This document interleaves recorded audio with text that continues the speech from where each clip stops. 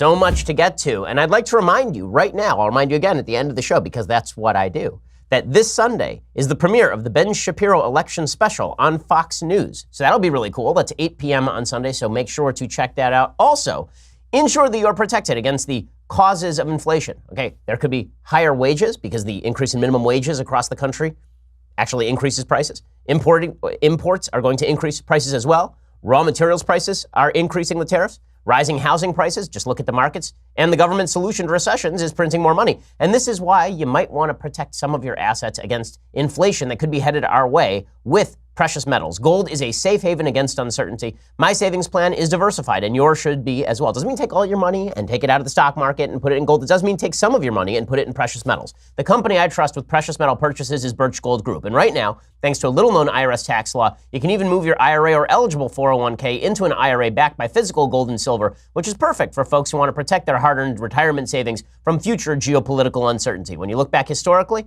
you'll see when the bottom falls out of everything else, gold actually safeguards your savings. Birch Gold Group has thousands of satisfied customers, countless 5-star reviews, an A+ rating with the Better Business Bureau. You know all about Birch Gold's free information kit, but for a limited time, qualified purchases can earn up to an additional $10,000 in precious metals for free through September 30th. To find out if your purchase qualifies, contact Birch Gold right now. Go to birchgold.com/Ben. Talk to a Birch Gold representative. Mention that I sent you. That's birchgold.com/Ben. This offer only runs until September 30th. Terms and limitations apply, so go ask your sales representative for details right now. birchgold.com/Ben. Alrighty, so the latest in the Brett Kavanaugh hearing saga is more stupid. So one of the things that's been deeply irritating about this entire saga is that truth and innocence, guilt, none of these things matter anymore. Truth doesn't matter, guilt doesn't matter, innocence doesn't matter. All that matters is the political Machiavellian manipulations of Democrats and, it turns out, of the accuser's lawyer. So Christine Blasey Ford is the person who is now accusing Brett Kavanaugh of sexual assault 36 years ago at an unspecified time at an unspecified place. And she originally said, I'd like to come and talk to Republicans. And Republicans said, sure, let's do it. And then she said, well, no, I don't want to do that. And they said, well, but you just said you wanted to do it. And she's like, no, I don't want to do it anymore. And I want the FBI to investigate. And Republicans said, well, the FBI doesn't investigate state crimes 36 years ago. You know, when the FBI did an investigation of the sexual harassment allegations against Clarence Thomas in 1991, they did that because Clarence Thomas was an employee of the federal government on federal property under federal jurisdiction at the time that those accusations were about. The same is not true in a private home in the middle of Maryland in 1982. Like, that's not an actual thing the FBI does. And so Republicans were like, well, we're not going to tell the FBI to go investigate a state crime that happened 36 years ago on the basis of no actual evidence except for an allegation that can't even name time and place. And so why don't you just come and talk about it? Now, Kavanaugh has been very clear about this. Kavanaugh put out a letter. He said, I want to be heard. I'm perfectly happy to come before the committee. He said, I continue to want a hearing as soon as possible so I can clear my name. Since the moment I first heard this allegation, I've categorically and unequivocally denied it. I remain committed to defending my integrity. He says he's going to be there on Monday. He's going to testify under oath. That's more than Ford is willing to do. He says he's going to put himself under penalty of perjury. That's more than Ford is willing to do. And I'm sorry, a polygraph is not the same thing as coming and testifying under oath, because if you testify falsely under oath, you could go to jail if you're held to account for perjury. So Kavanaugh is saying, I'm willing to sit there and categorically deny anything like this ever happened. And I'm going to do that under oath. And meanwhile, Ford's lawyers are attempting desperately to avoid her actually testifying. So she's issued a list of demands. Now, I don't know since when it's become a thing to issue a list of demands to testify in front of the Senate Judiciary Committee. The Senate Judiciary Committee does indeed have subpoena power. I looked it up this morning. So there is a power of subpoena for the Senate Judiciary Committee. The committee rules allow a subpoena under two circumstances. This is Section 9 of the rules for the Committee on the Judiciary. The chairman of the committee, with the agreement of the ranking member, so that'd be Dianne Feinstein, or by a vote of the committee, may subpoena the attendance of a witness at a committee or subcommittee hearing or committee deposition, or the production of memoranda, documents, records, or any other materials. Any such subpoena shall be issued upon the signature of the chairman or any other member of the committee designated by the chairman. So, in other words, all Republicans really have to do here is subpoena her. They could theoretically just vote on straight party lines to subpoena Christine Blasey Ford, and then she'd have to testify. But they're not doing that. Instead, because they are trying to be solicitous of her emotional needs, they are being very I think, open about all of the things that they are willing to do for her. What are some of her demands? Well, frankly, her demands are totally crazy. Okay, the demands that she's making are nuts. So here are some of the things that she is now demanding. No outside counsel questions her. So she refuses to allow Kavanaugh's lawyer to question her in any hearing. Instead, she wants it just to be the senators. The reason for that is so that Democrats can run out the clock and grandstand. If it just turns into the senators questioning her, then it's certainly not going to be about truth or about falsity. It's just going to be about Dianne Feinstein and Kamala Harris signaling for 2020. It's going to be Cory Booker signaling for 2020. You say that this man raped you, and these evil white Republican old men here who want to question you, they're evil white, and they're Republican old men. That'll be Cory Booker. It's going to be his second Spartacus moment. Right? That's what Christine Blasey Ford's lawyers want, that if she's there, she can be defended by Democratic senators, and then the people who will be asking her questions from the right will be people like Orrin Hatch, who was born during the James K. Polk administration. Like that's what she's actually looking for. Okay, so that is demand number one. That is an idiotic demand that has nothing to do with reality. Second, this one is truly insane. She is demanding that the defense should testify first. That's crazy. Okay, there is no proceeding in American life where the defense to a charge testifies first. For good reason. You don't know what you're being charged with. If I were to go into court and the police said, you know what, we've got a charge against you. The charge is manslaughter. I was like, well, I need to hear the details of that so I can, defend myself, maybe give you an alibi, tell you where I was at the time. And I say, you know what? No, we're not going to give you any of that stuff. You need to present your defense first. You would rightly say, what are you talking about? How am I supposed to defend myself against charges when the only thing we know is that you claim that in a house, at a time, in a place, I did something wrong? How the hell am I supposed to even mobilize a defense based on that? There's no way to do that. So she's demanding that as well. She is also demanding a subpoena against Mark Judge. Now, that one I find the least objectionable, that they should subpoena Mark Judge. Mark Judge is supposedly a witness to what happened. Asking him questions under oath seems to me fairly reasonable. But they should also subpoena all the other people who she says were there. They should subpoena everybody if they're going to do like a full criminal trial here. Or alternatively, she should testify and Kavanaugh should testify. She also says that Kavanaugh cannot ask her questions and Kavanaugh cannot be in the same room as her. Okay, this is so anti-constitutional. The Constitution says that you have a right to confront your accuser, that if somebody accuses you of a crime, you have a right to actually question the witness. You have a right to confront, and let's be real about this. This has become a criminal trial of Brett Kavanaugh. This is a criminal trial. Brett Kavanaugh's career either will end with him on the Supreme Court or it will end with him bankrupt, right? It will end with him maybe really losing his job on the D.C. Circuit Court of Appeals, being destroyed as a human being. Right? That's where this goes if people feel that Blasey Ford is telling the truth. So to treat this as anything less than what it is, which is essentially a criminal trial, is really absurd. But this is what Ford is pushing. And she's saying that if you don't fulfill those commitments, then I'm not going to come testify at all. We still don't know whether she's going to come testify next Thursday. They're probably trying to push this beyond next Thursday because if Kavanaugh is confirmed after the end of September, then he can't sit during a full term of the court. So maybe that's what they're looking for. But this is all ridiculous stuff. Also, you can tell how politicized all of this is. So how politicized is all of this at this point? How much of this is Democratic manipulation? Virtually all of it is Democratic manipulation. How do we know that? Well, there's a story out today that Kavanaugh's accuser now has a new advisor. Who is this advisor? Ricky Seidman. Now, you may not remember that name, Ricky Seidman. Ricky Seidman is the person who was working for the Senate Judiciary Committee for Senator Ted Kennedy all the way back during the Anita Hill hearings. Okay, Ricky Seidman is the person who went and solicited Anita Hill in the first place to come forward with her very questionable sexual harassment stories about Clarence Thomas. And now, this accuser has hired the same person to advise her through this process. Does that sound partisan to you?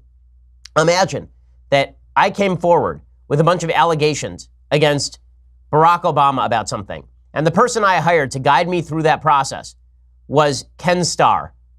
Would people think maybe that was a partisan thing? Because this sounds kind of partisan. Seidman said in a brief interview, I believe her, and I think she's very courageous for coming this far. She worked as Joe Biden's communications director during the 2008 general election campaign, and in 2009, she helped the White House manage the confirmation of Sonia Sotomayor. So this woman, who only cares about getting to the truth, not about the politics, she only cares about justice and getting to the truth, just hired a political hack responsible for the raising of Anita Hill, the Joe Biden campaign in 2008, and Sonia Sotomayor. Now, again, for the 1 millionth time, maybe Ford is telling the truth. It's possible she is. It's possible she's misremembering. It's possible she's telling the truth. If she's telling the truth, we have to get to the seriousness of the allegations, the truth or falsehood of the allegations. We must get to that. If we do not get to that, all of this is worthless. And that's the part that's so irritating. I want to know whether it's true or false, because if it's true, it's damning, obviously. If it's true that Brett Kavanaugh, when he was 17 years old, pushed a girl into a room, pushed her down on a bed, lay on top of her, tried to rip off her clothes, put his hand over her mouth to prevent her from screaming, I don't think he should sit on the Supreme Court. You know, there's some people on the right side who say, well, if that happened, I don't see why that should mar him the rest of his life. No, I think that probably should mar him. That's a really, really bad crime. Again, the reason I know it's a bad crime, because if somebody did that to my sister and I came in the middle of that event, I'd shoot him. Right? I would pick up a blunt instrument and beat the living bejesus out of him. Right? So it's a bad thing to do, a thing bad enough that, yes, it should haunt you if that's something that you did. But we have to know whether it's true or false. It's because I take the charges seriously that I want to know if they're true or false. If I didn't take the charges seriously, I wouldn't care whether they were true or false. If she came forward and she accused Brett Kavanaugh of shoplifting a Slurpee in 1982, then I wouldn't care. I'd be like, okay, fine, he shoplifted a Slurpee in 1982. He was a stupid kid. Who cares? But this is a serious charge, which requires serious evidence and a serious hearing, which is not what we're getting. And the Democrats obviously are not interested in getting down to the bottom of this. They're interested in the politicking surrounding all of it. And I'm going to explain more how obvious that is in just 1 second. But first, let's talk about your bathroom habits. No matter what you do in the bathroom to get ready every morning, Dollar Shave Club has everything you need to look, feel, smell your best. They have amazing shower stuff, hairstyling products, toothbrushes and toothpaste, and of course, the razors and shave supplies. I love their Amber Lavender Body Cleanser. It is delightful. They also have like a sage and black pepper shampoo that smells really good. I'm big into the good smelling body washes and shampoos because I do want to smell like a delight. I may be a hard and fast political pundit, but I am also a man who likes to smell decent. And that's where Dollar Shave Club comes in. That's how I get ready in the mornings. But that may not be the way that you get ready in the mornings. Maybe you shave your whole body to get ready for a bike race because you're some sort of weirdo. Dollar Shave Club's executive razor and shave butter can help. You might do your hair to get ready for your soccer match because you're European or something. Bogies by DSC can help you get your style right. The thing is, no matter what you do to get ready, DSC has everything you need. And right now, you can get ready with an amazing deal on any of their starter sets. I recommend the Daily Essentials Starter Set because I love that Amber Lavender Body Cleanser. Go over to dollarshaveclub.com/Ben. Pick your own DSC starter set for just $5. After your starter set, products ship at regular price. That's dollarshaveclub.com/Ben. Again, dollarshaveclub.com/Ben. Go check them out right now, dollarshaveclub.com/Ben for that special deal. All right, so how do we know how political the Democrats are making this? Here's how political the Democrats are making this. Elizabeth Warren, a fighter on behalf of women everywhere. Me too, Elizabeth Warren. Right? Elizabeth Warren sent out a fundraising letter on the basis of these accusations. She put out a fundraising email blast. Quote, "This is outrageous. Brett Kavanaugh is already disqualified to serve on the Supreme Court, but now we're learning new information about a sexual assault allegation. If we all get in this fight right now from Boston and across the country, then we've got a fighting chance at stopping the Republicans and Kavanaugh in their tracks." And then there's a big donate now button. So she's using a sexual assault allegation to fundraise for herself. Really classy. Not political at all. Not political in the slightest. Just about getting to the truth.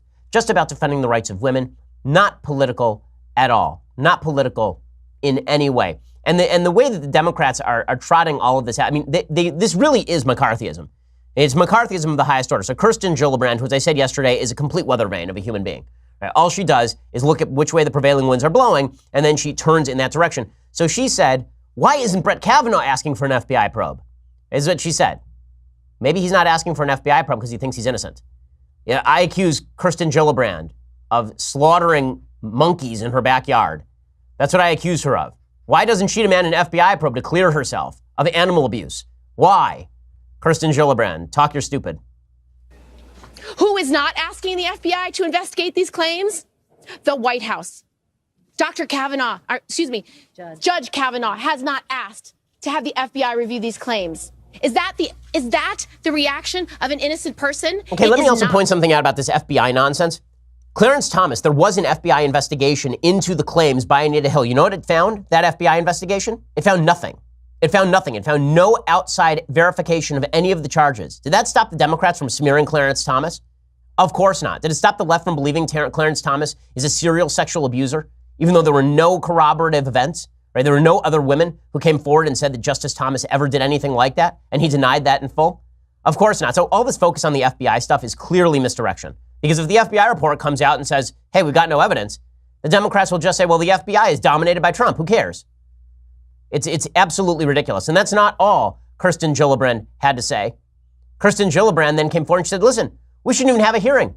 She should skip the hearing. So the same people saying Republicans refuse to hear her story. They refuse to hear her story. Senator Kirsten Gillibrand says she shouldn't even tell her story because Republicans are going to refuse to hear it. Okay, now, there's nothing more irritating in life than a person who keeps changing their mind about what exactly they want from you. If my wife says, you know, honey, I want to talk about something, I say, okay, let's talk about it. And she says, you know what? I don't want to talk about it anymore. Just because you said that, I don't want to talk about it anymore. I'm like, but you wanted to talk about it. But now I don't want to talk about it, and I need you to stop bothering me about it. I would rightly say, what crazy pills are you on today? My wife has never said anything like that because she's not a crazy person. But Kirsten Gillibrand is apparently a crazy person. Here she is saying that now the accuser should not even go to a sham hearing. If they don't have a hearing, it's because they're trying to silence her. And if they do have a hearing, it's because it's a sham. This scenario where it's a he said, she said, where many members of the committee have already made up their mind without the benefit of an FBI investigation where it's nonpartisan and objective, and without the benefit of corroborating witnesses being able to testify, it's a sham hearing. And I don't think she should participate in it. There are no corroborating witnesses. None. Zero. Mark Judge has said that it didn't happen.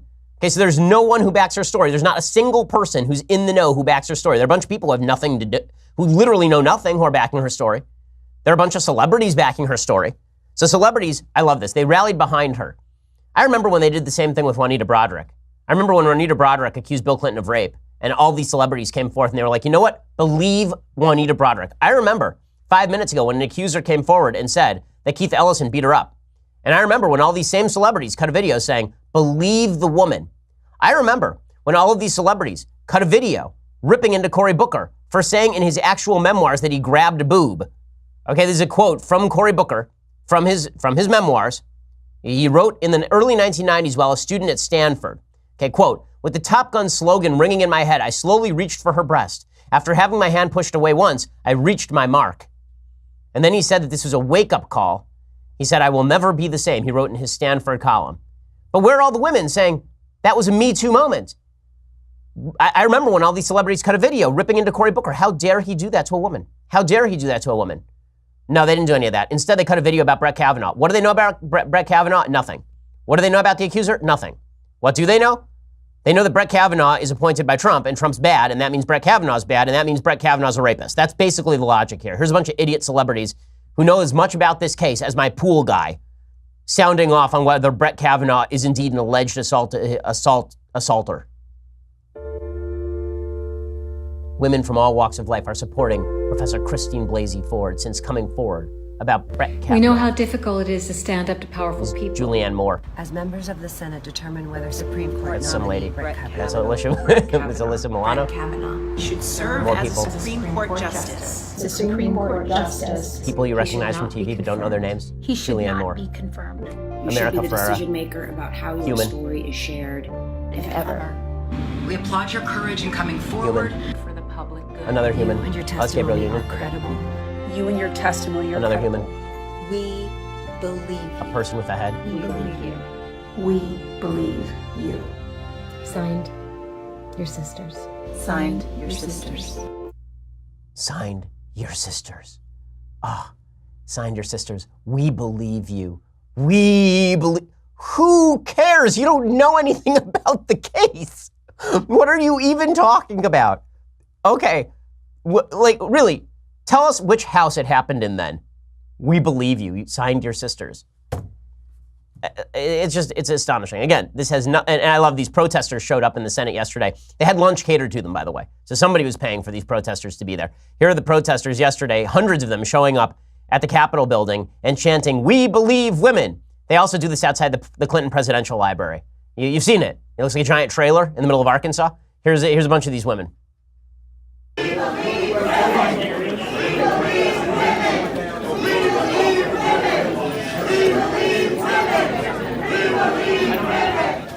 Okay, no, you don't. You believe women who say stuff you want them to say. That's the reality of this, and we all know it, And again, the McCarthyism from the left, it's not just Kirsten Gillibrand, it's Mazie Hirono, who's now being proclaimed a champion of the left by the Washington Post.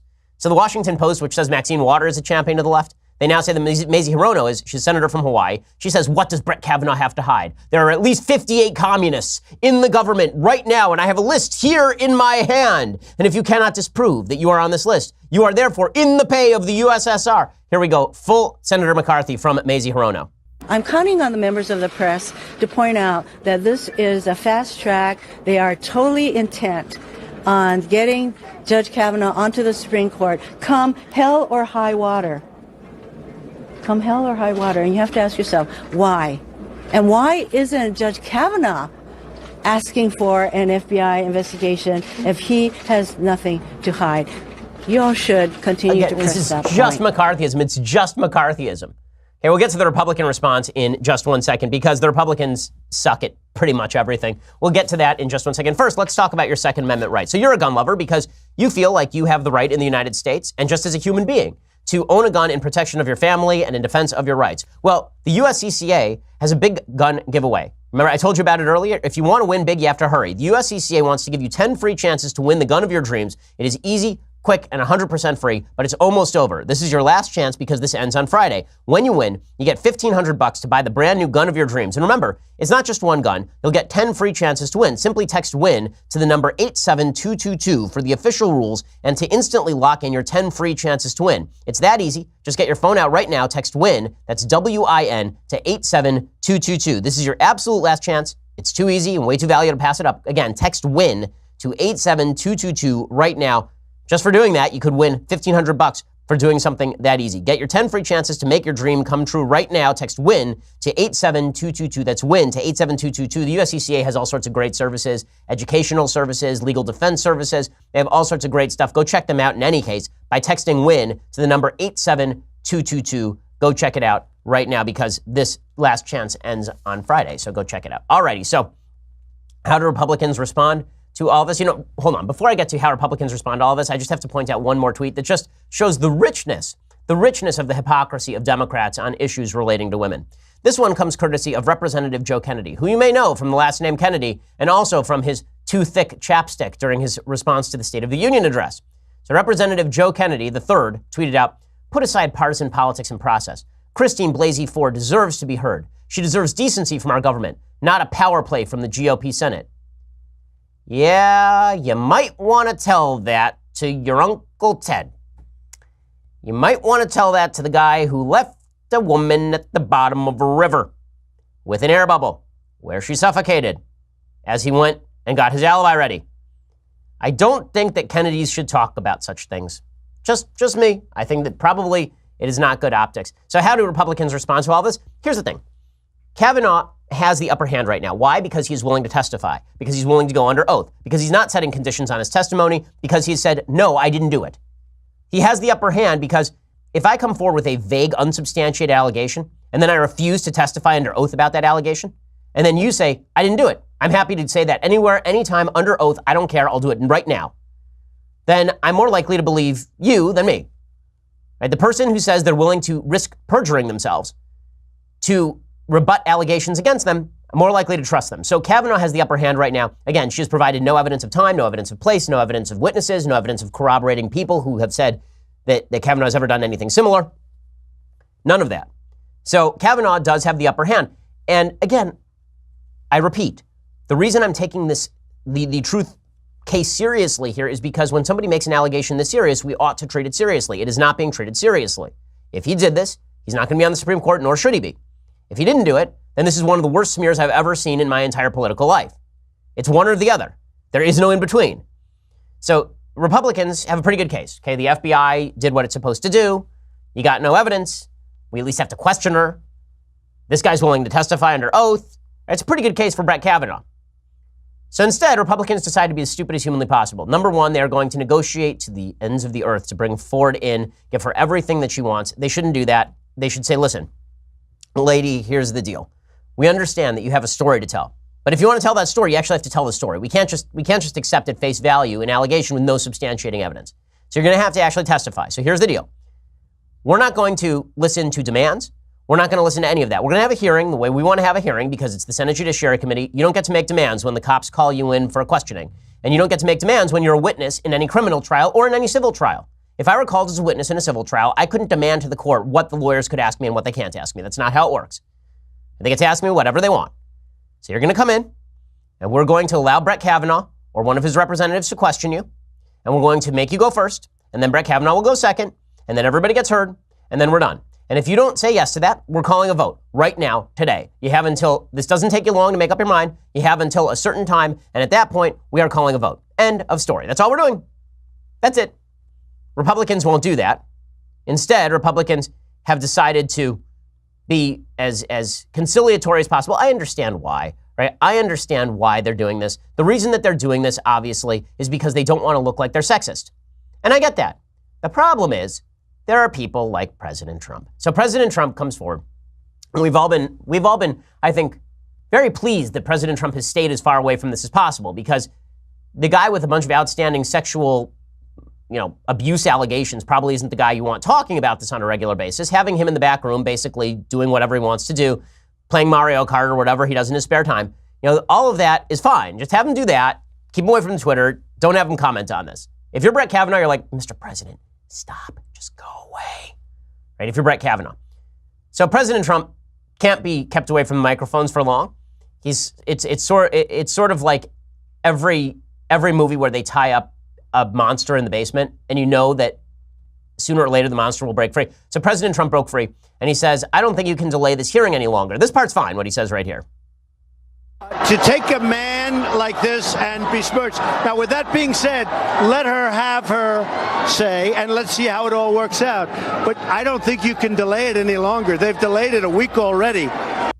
Yeah, all of that is totally fine. Then he gets to the part that's not totally fine, because the Democrats want a narrative. The narrative they want is Republicans don't care about women. Republicans don't take allegations seriously. Republicans think that women who don't report to the police are lying. So President Trump decides to jump onto this thing with both feet, because it is a landmine. And as we know, the president has a peculiar propensity, like a moth to the flame. He sees a political landmine lying there in the sand. He's like, it'd be fun. It'd be a good idea. I'm going to just jump on that sucker. Not one foot, both. So here he goes, saying, why didn't she call the FBI 36 years ago? This is a double whammy of stupid, and I will explain why momentarily. Why didn't somebody call the FBI 36 years ago? I mean, you could also say, when did this all happen? What's going on? Okay, so this is pretty amazing. Why is this a double whammy of stupid? One of the claims people on the right are making, correctly, is this is not within the FBI's jurisdiction. It's a state crime that happened 36 years ago. The other claim that people on the right are making is we take her allegation seriously, which is why we would like to see her come forth and testify. Trump, in one statement there, dispenses with both of those arguments. He says the FBI should have been involved 36 years ago. They should not. The implication being, why wouldn't they be involved now, right? The follow-up question from the left is, okay, you say she should have called the FBI 36 years ago. Why don't you just call the FBI right now? So there's that. And then Republicans say, we take her allegation seriously, which is why we want her to say something. And Trump says, I don't take her allegation seriously, because if she had been serious about them, she would have reported it to the cops. This is silly. She was 15 years old. There are a lot of reasons why women don't go to the police or law enforcement in cases of sexual assault or abuse. Often they feel embarrassed. Often they feel ashamed. Often they start to blame themselves. There are lots of psychological studies on this. Just because a 15-year-old girl didn't go to the cops in 1982 doesn't mean that nothing happened to her in 1982. And we have too many cases of people being abused, and then it comes out that they actually were abused, and they didn't report it until much later because they internalized the abuse. That sort of stuff happens fairly regularly, not just in the United States, but around the world. So President Trump jumping on that grenade, and then he decides, you know what, I'm going to double down on this because it was so smart when I said it last night with Sean. I'm going to say this on Twitter this morning. So he tweets out, I have no doubt that if the attack on Dr. Ford was as bad as she says, charges would have been immediately filed with local law enforcement authorities by either her or her loving parents. I ask that you bring those filings forward so that we can learn date, time, and place. Well, again, she didn't have to file charges for a thing to be true. And this makes it look like you're not taking the allegation seriously, which is all Democrats really want out of this anyway. Democrats, all they want is to call Republicans sexist. So thanks for that, Mr. President. That's super helpful. Then he tweets out, a follow-up. And his follow-up is, the radical left lawyers now want the FBI to get involved. Why didn't someone call the FBI 36 years ago? Again, same point he made with Sean, just not a good point. That wasn't the limit of Republican stupidity yesterday. So Ed Whelan, I mentioned him yesterday on the show.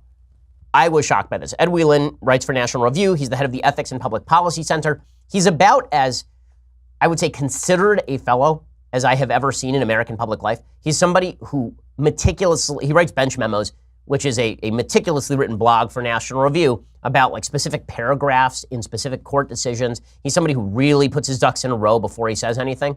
And he had suggested yesterday there will be evidence coming out that will exonerate Brett Kavanaugh. And I said, we don't know what that is yet, but coming from Ed Whelan, we have to take that seriously. It turns out that Ed Whelan was just basically speculating, rank speculation. He puts out a tweet thread yesterday. There is no excuse for this, and it's idiotic. He puts out a tweet thread yesterday suggesting that, like, complete with Zillow maps and home charts of a house near a place where he says that the physical description of the home matches the physical description that Blasey Ford put forth. And then he puts a picture online of a classmate of Brett Kavanaugh's from high school who looks kind of like Brett Kavanaugh. And he suggests basically that this guy is Brett Kavanaugh's evil twin. And so Ford has mixed up this guy and Brett Kavanaugh. It's a pretty solid case for defamation. Okay, that guy could easily sue Ed Whelan and maybe win some significant dollars. Whelan later deleted the entire tweet thread and said, oh, that was a mistake. I shouldn't have done that. Why would you put that out? Again, the burden of proof is on the accuser. She's provided no proof and won't testify as of right now. Why would you do that, Ed Whelan? Idiotic. Now, my guess is that he thinks Kavanaugh is innocent and he's just going to whatever lengths, and then he sort of convinced himself this is a good idea. But whatever it is, there's no excuse for it, obviously, and that's why he had to back off of it. Oh, Republicans, how often you disappoint me. All you had to do here was simply maintain that you're going to have her testify and then try to have her provide some additional information or evidence. And when she doesn't, you say, we're holding the vote, end of story, we're done. That's it. Not difficult. Yet somehow they manage to seize at least some defeat out of the jaws of victory. Alrighty, before we go any further, and we'll talk about the media treatment of all this, plus we have to get to the mailbag. Before we go any further, let's talk about managing your money. Betterment. It's the smart way to manage your money. Betterment is how you outsmart average. It's the investing tool for people who refuse to settle for average investing. What does Betterment do for you? Well, it's a technology designed to help you make more from your investments. It's unlimited expert advice designed to help you make smart financial decisions. I have a financial advisor. You can have a financial advisor as well. And that's basically what Betterment is. They give you tax-efficient investing strategies that give you an edge, low, transparent fees, constant access to information, and tools that allow you to track progress toward your goals so you can always feel like a smart, savvy investor. They are your online financial advisor. And listen, I don't have time to manage my own money, and I need the best advice I can get. You do too. Everyone does, because you have a job, right? So go check them out right now. Betterment, outsmart average. Investing does involve risk, but Ben Shapiro Show listeners can get up to 1 year managed for free. For more information, visit betterment.com/Shapiro. That's betterment.com/Shapiro. Betterment.com/Shapiro. Betterment is how you outsmart average. Go check them out right now. Betterment.com/Shapiro to get up to 1 year managed for free. All right, so the media treatment of this situation continues to be absolutely abhorrent. There have been a bevy of columns that have come out recently saying they don't care whether Kavanaugh is guilty or innocent. He deserves to be tried and convicted in the court of public opinion because he's a man. And men are evil. Men are bad. And therefore, because all men are bad and Brett Kavanaugh is a man, then by the Greek logic, this means that Brett Kavanaugh raped a girl or tried to rape a girl in 1982. And they put out a story from the Washington Post yesterday that his frat house in college was walking around campus with a flag made out of women's panties. So, I failed to see the connection. So a frat house did what frat houses do, and that means he must have attempted to rape a girl in 1982. Got it. That makes perfect sense to me. Makes perfect sense. And then there's Chris Cuomo, who continues to try to outshine his brother on CNN. He had an argument with Kellyanne Conway, and all of these interviews with Kellyanne Conway between Cuomo and Conway are basically just Cuomo shouting at her that she should shut up, and Conway shouting at him that she doesn't want to shut up, and that's what this turned into. You want to lay the blame at somebody's feet? Look no further than your Democratic friends, starting with Senator Feinstein. Even the Democrats are angry with her. If Dr. Ford is upset with anybody, to do with the truth of the matter? That's just politics. Chris, that's just politics. That's Mitch McConnell saying Chris, he's you just okay. think you can talk That's over Feinstein. me, I'll walk away. Well, but you look, guys beg me to come on, and then you want to interrupt as me. I've said many times, you're always welcome to come on, but okay, but I I'm have not to gonna come on stop you and listen to check what you put filibuster. out there. No. Go ahead. I didn't say nothing came out of my mouth yet. You're just a lot talking. of noise coming for nothing coming out of your mouth. Okay. I heard something. I can leave, and we can watch him get confirmed next week. You ready for that? And good for Kellyanne Conway, because that's exactly what Republicans should do at this point. Okay, if the accuser won't come forward, if the Democrats continue to stonewall just to throw a cloud over a guy who they have no idea whether he actually did any of this stuff, then they should just cut this out and they should have the vote and confirm him. Enough is enough. Okay, well, we are going to get into the mailbag in just a second. First, you have to go over to Daily Wire to subscribe and be part of the mailbag, by the way. For $9.99 a month, get the rest of this show live, the rest of Andrew Klavan's show live, the rest of Michael Knowles' show live, if that's a thing you are into, the rest of Matt Walsh's show as well. We do have a Matt Walsh podcast that you should check out. Go check out all of those things for $9.99 a month. Plus, this, the very greatest in all beverage vessels, the $99 a year version. You get this, the Leftist Tears Hot or Cold mug, tumbler, I know. And go check that out because it is spectacular and is a better deal than the monthly. Also, when you subscribe at YouTube or iTunes, that means you get access to our Sunday special, which features the inimitable Glenn Beck this week. We have a bunch of great guests coming up in the next few weeks. I mean, really awesome guests. You're going to want to be a part of it. Go check it out at YouTube or iTunes right now. We are the largest, fastest growing conservative podcast in the nation.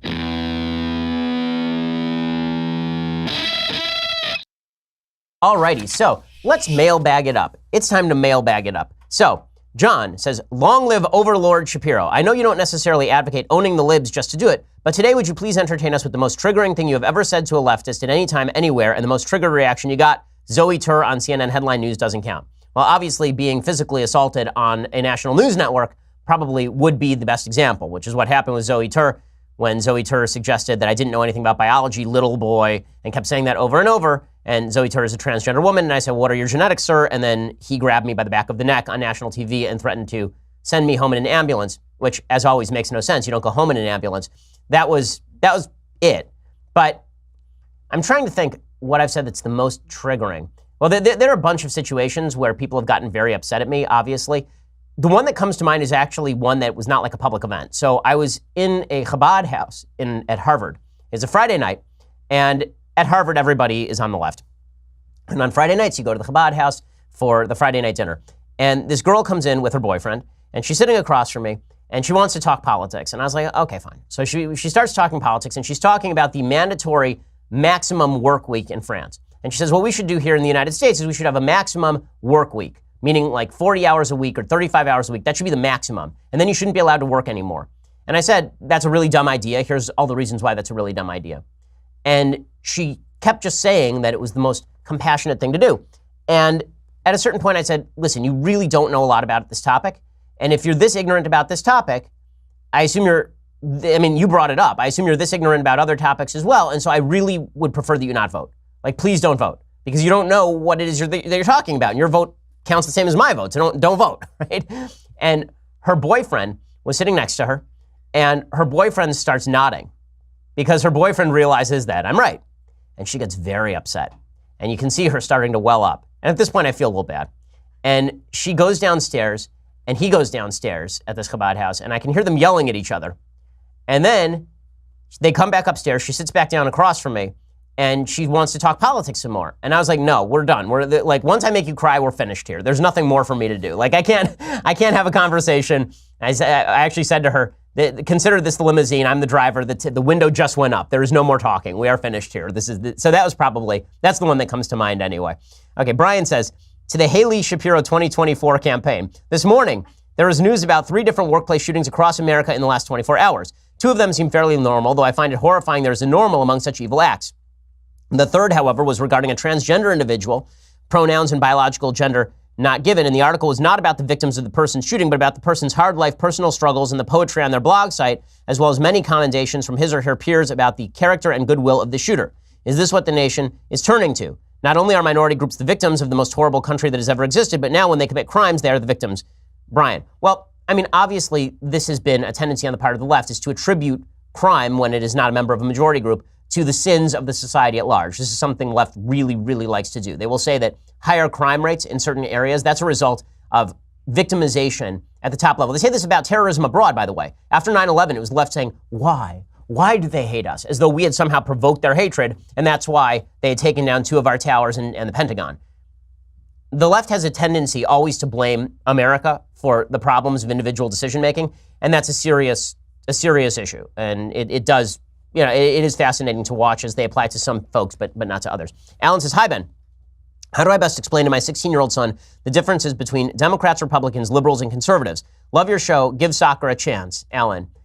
So the truth is, I don't hate soccer as much as I say I hate soccer. It's more of just a cultural stereotype, me hating soccer. I've actually been to a soccer match in Seattle. I was taken by my friend Jason Rantz, and it was amusing. It was amusing. I will say the enthusiasm at soccer matches is pretty high. So I don't hate soccer as much as I proclaim to.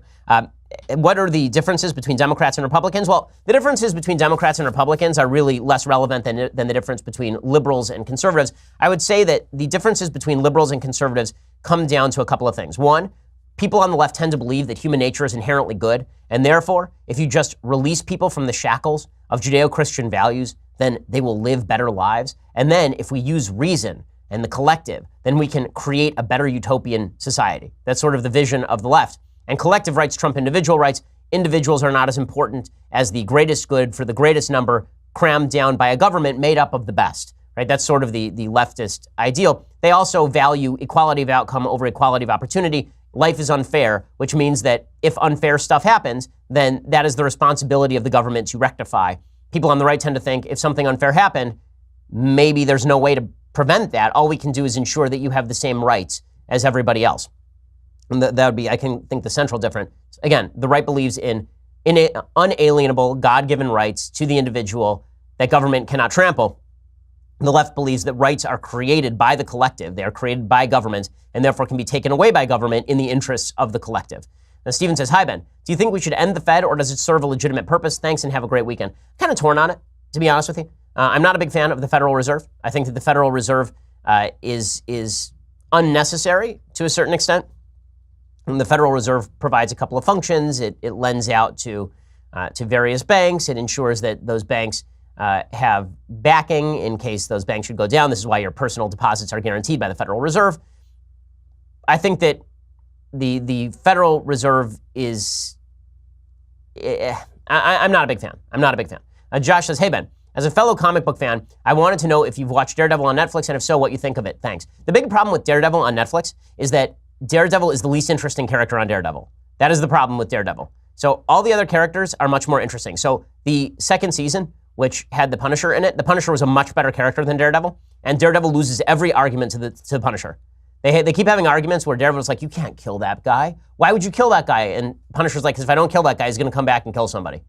And Daredevil's like, but that's mean. And the Punisher says, well, right, because he's a bad guy.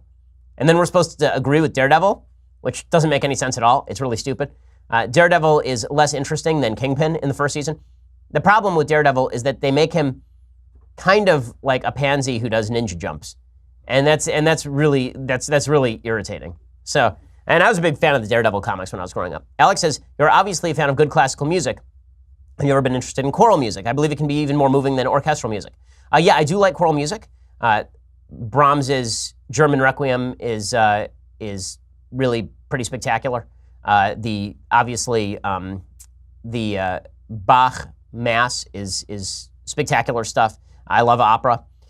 In Fidelio, the Prisoner's Chorus is a choral number, obviously. Yeah, there's some really terrific choral music. Justin says, does Trump run again for 2020? If so, do you think the media and Facebook, Twitter shutdown of conservatives will stop a red win? He does run again in 2020 because nothing will stop him. And he's the president. Why shouldn't he? Do I think that Facebook and media crackdown will hurt him? Yeah, because that's what it's designed to do. I mean, the social media have decided that they are not going to allow free discourse of ideas, particularly if it helps President Trump. There's a story from Daily Caller today, and Tucker Carlson reported it as well, all about how there is a Google full-on discussion of how to skew search results to hurt President Trump. It seems to me evident that the social media companies are very much to the left, and they are insulted that Trump is president. Blake says, since I'm coming to LA for the first time for Politicon, is there anything in particular you think I should see or do? Well, a lot of my Daily Wire colleagues are going to be at Politicon. I'll be doing a big Q&A, and then I'm also on a panel later, I believe. Is that right? I don't know. Something like that. And then Elisha Krauss will be there.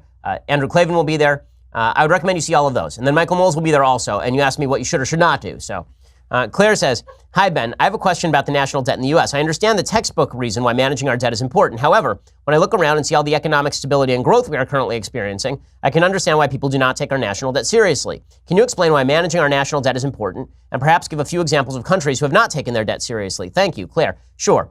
Venezuela didn't take its national debt seriously, and thus, when they went to pay back their national debt, they had no money and no one could sell additional bonds. They had to keep government spending. That means they had to inflate their currency. This is what happens, right? Weimar Germany, same sort of thing.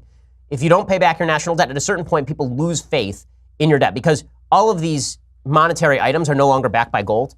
So it's not like you can walk into a bank, plop down $1 and get the dollar's worth of gold. Instead, it is backed by the full faith and credit of the United States. Well, that means that basically you trust the U.S. is going to pay off its debts.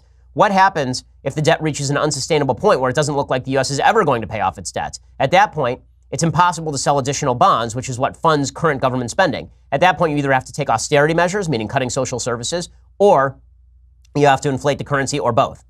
And that's when the economy goes to hell in a handbasket, and when you get social unrest because people feel that they're owed certain things they've been promised and they don't get those things. That's what you saw in Greece. You've seen it in Spain. You're starting to see it in some of the Nordic countries where they're cutting back social services or restructuring some of the social services. The only reason they haven't been doing it in countries like Norway is because they have an enormous oil slush fund.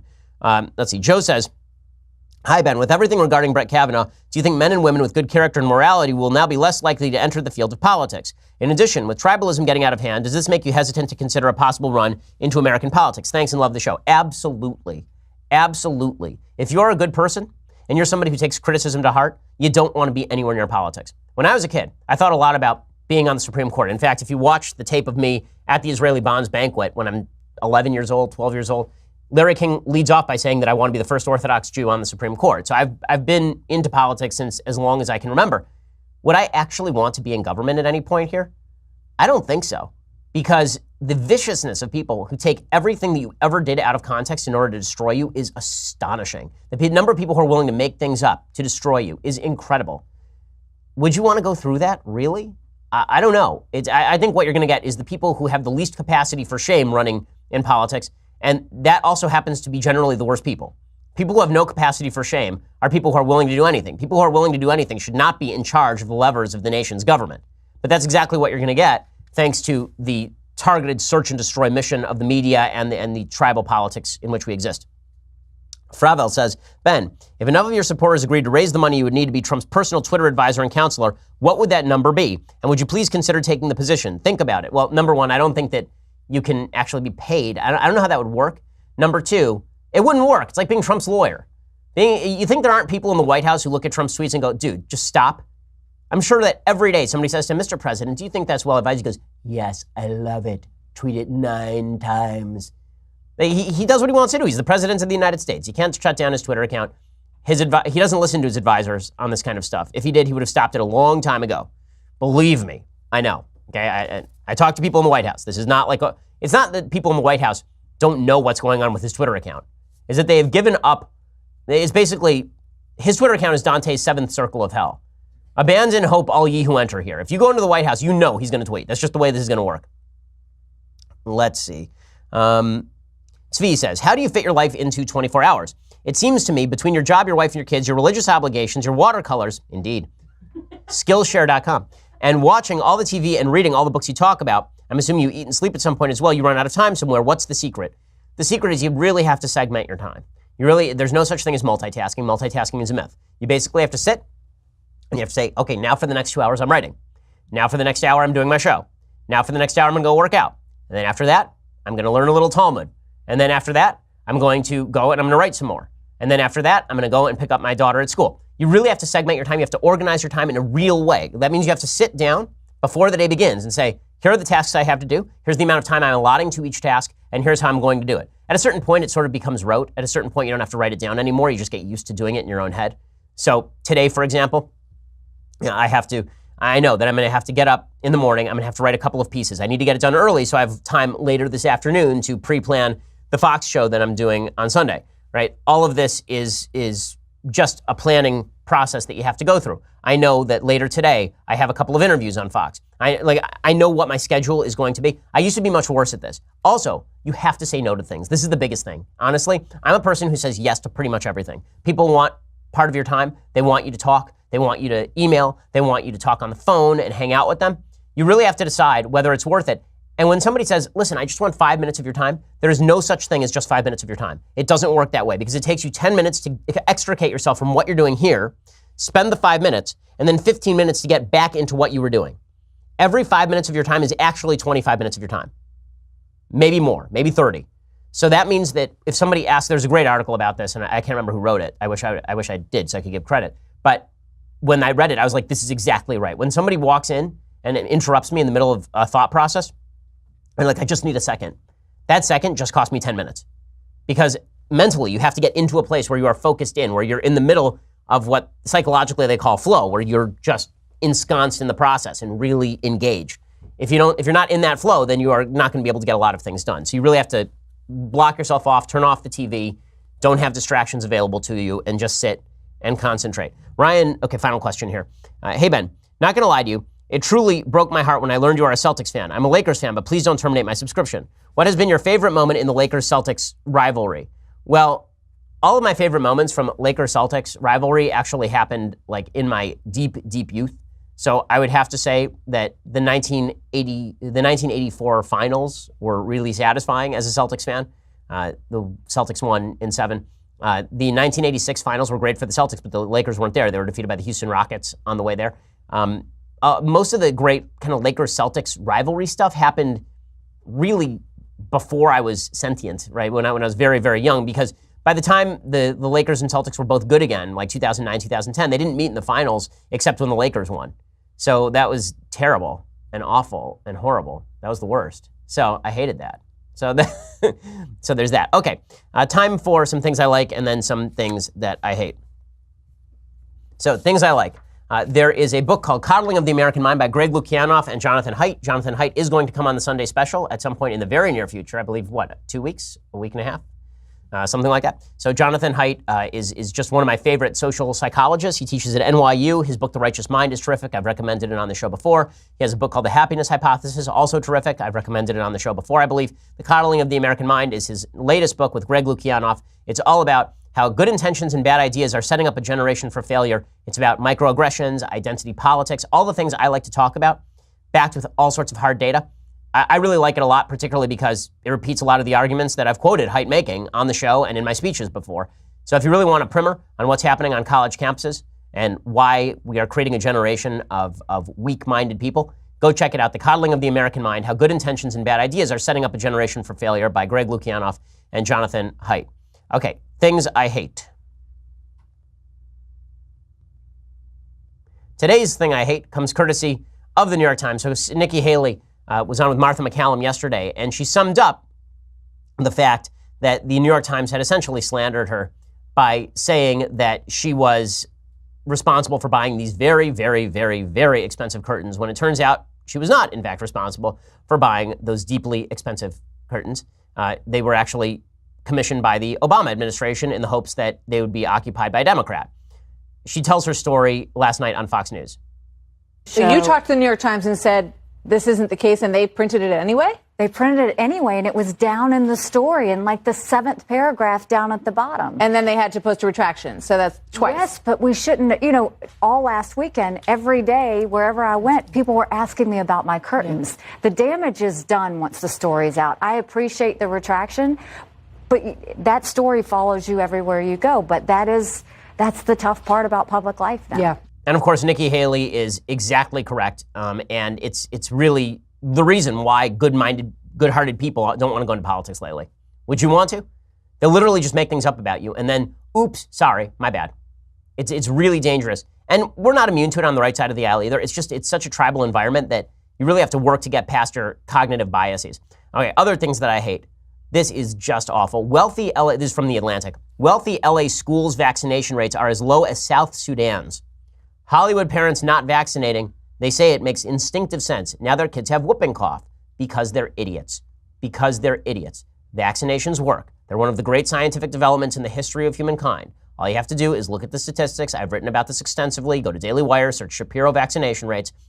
I talk about how when vaccination rates hit 100, disease rates, in many cases, hit 0. There's also such a thing as herd immunity. It matters whether you vaccinate your kid, because if you do not vaccinate your kid, my kid could get sick, even if my kid has had a vaccine. For example, whooping cough. Perfect example. My daughter had whooping cough. She was vaccinated. The reason she had whooping cough is because the whooping cough vaccine is only about 80% effective. If 100% of the population has the vaccine and it's 80% effective, then it is much more likely that she is not going to come into contact with someone with whooping cough than if no one has the vaccine and she takes a vaccine that is 80% effective. This is just obvious math. But there are a bunch of people out there who say, well, I don't feel like vaccinating because my kid's going to get autism. There is no scientific data to suggest that. None. Okay, there's a really bad study for which a guy was basically disbarred in the UK. There's one horrible scientific study based on this. There's nothing else. The problems with vaccines. Are there occasional problems with vaccines like Guillain-Barré syndrome? Yes. Okay, that has happened. That has been a thing in the past. Is it a minute number of people? Absolutely. And not only that, they have been consistently trying to make vaccines better to minimize the risk.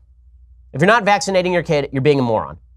Okay, really, I really believe this in a very strong way. I think it is absolutely foolish, and it has externalities because there are pregnant women who can't get vaccines, and if they get sick, it goes to the baby. There are kids with leukemia who can't get a vaccine, and you not vaccinating your kid and making your kid a carrier for that disease can hurt the kid with leukemia. There are externalities to you not getting a vaccine. If it were just about you and your kid not getting a vaccine, first of all, I would say don't endanger your own kid because it's silly. But second, I might say, okay, at least it's an autonomy issue.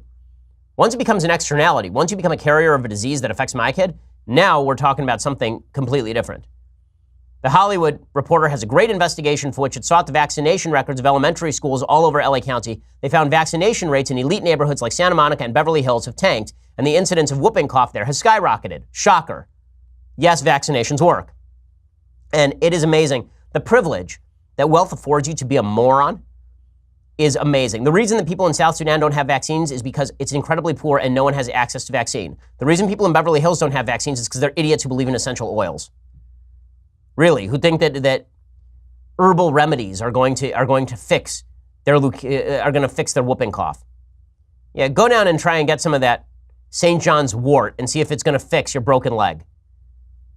Again, I'm not against organic herbal remedies for what they're good for, but let's not pretend that this stuff is a substitute for actual tested and verified medicine. Ridiculous. Ridiculous. All right, we'll be back here on Monday with, well, actually we won't. Actually, I have another Jewish holiday. So I won't. Tough. Deal with it. I'll be back here on Wednesday with the latest at that point. Make sure that you tune in on Sunday to our Fox News special, right? We have the Ben Shapiro election special happening 8 p.m. on Sunday. Go check that out. Don't worry, folks. I'm not violating my own holiday. It's filmed before the actual holiday, right? Because it's only 5 p.m. on Sunday on the West Coast. Go check it out. I hope that you love it. I hope I do well. I mean, I hope that it doesn't suck. So you'll find out on Sunday soon enough. And then leave me a review. I won't be able to. The good news is I won't even know if I suck until after the holiday. Right? I'll check Tuesday night. By then, the world will have moved on. Brett Kavanaugh will have set himself on fire or something. Like that's where we'll be. But in any case, I'll be back here on Wednesday to recap all of it. I'm Ben Shapiro. This is The Ben Shapiro Show. The Ben Shapiro Show is produced by Senya Villarreal, executive producer Jeremy Boring, senior producer Jonathan Hay. Our supervising producer is Mathis Glover, and our technical producer is Austin Stevens. Edited by Alex Zingaro. Audio is mixed by Mike Caramina.